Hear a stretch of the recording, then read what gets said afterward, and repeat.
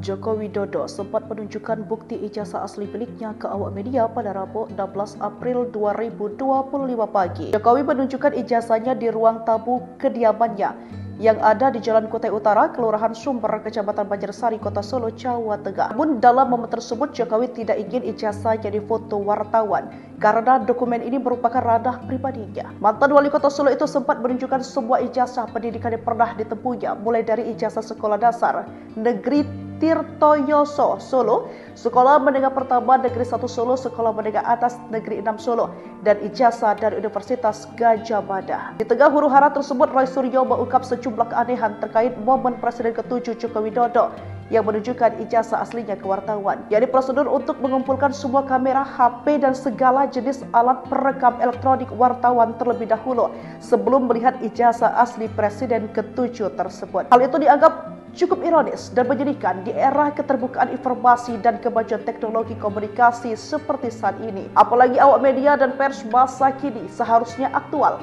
faktual, dan objektif dalam memberitakan disertai dengan bukti dokumentasi asli, baik berupa audio, foto, maupun audiovisual. Ia pun mengambil contoh Universitas Erasmus Rotterdam di Belanda yang mengabadikan ijazah mantan Wakil Presiden Muhammad Hatta dan dipajang oleh pihak kampus. Hal itu ia jelaskan di halaman Tribuners yang terbit pada Kamis 17 April 2025. Roy Suryo menulis ijazah Wakil Presiden pertama Indonesia Muhammad Hatta malah dipajang di Universitas Belanda. Menurut penulisnya, Bung Hatta melanjutkan pendidikan ke Belanda, tepatnya di Universitas Handels Hogeschool yang sekarang dikenal sebagai Erasmus University Rotterdam. Mengambil ilmu perdagangan di Fakultas Ekonomi mulai tahun 1921 dan lulus tahun 1932 dengan gelar Doctorandus in the Economic Wetenschappen. Hal yang sangat membanggakan, kini seluruh masyarakat yang berkunjung ke kampus tersebut di Rotterdam